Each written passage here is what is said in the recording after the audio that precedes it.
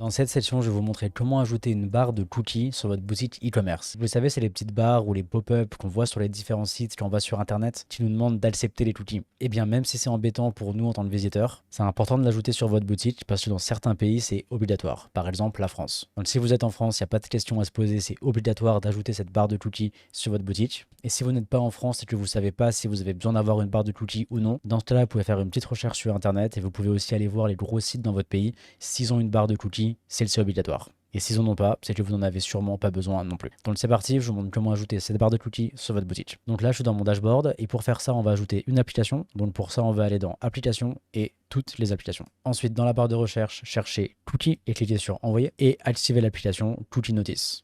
Activer. Ok, super. Donc ensuite, on peut accéder à l'application. Et maintenant, c'est bon, vous n'avez rien à paramétrer de plus. Vous avez déjà la barre de cookies sur votre boutique.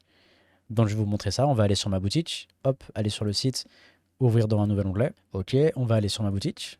Et donc là maintenant, on a bien le petit bandeau des cookies qui est affiché sur notre boutique. Et donc si on retourne dans l'application, les différents paramètres vont nous permettre de personnaliser maintenant cette barre de cookies. Toute la partie que vous avez en haut sur réglage du consentement, c'est pour ajouter des fonctionnalités supplémentaires mais qui sont tout à fait optionnelles. Donc on va aller directement dans la partie réglage des notifications. Et ici, vous pouvez changer le texte qui est affiché, le texte du bouton. Vous pouvez ajouter un lien vers votre politique de confidentialité si vous le souhaitez. Vous pouvez ajouter un bouton non, parce que par défaut, il y a un seul bouton pour dire OK, et la petite croix ici pour fermer. Si vous voulez être un petit peu plus explicite, vous pouvez ajouter un bouton non via cette option refuser le consentement. Ensuite, vous pouvez laisser vos visiteurs révoquer leur consentement.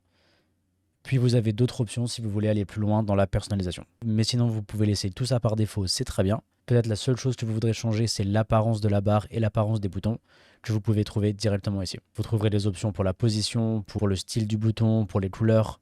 Vous pouvez changer tout ça ici. Et une fois que vous avez mis vos différents réglages, enregistrez les modifications et c'est tout bon. Donc voilà pour cette section très courte sur la barre des cookies. Maintenant, on peut continuer vers la prochaine.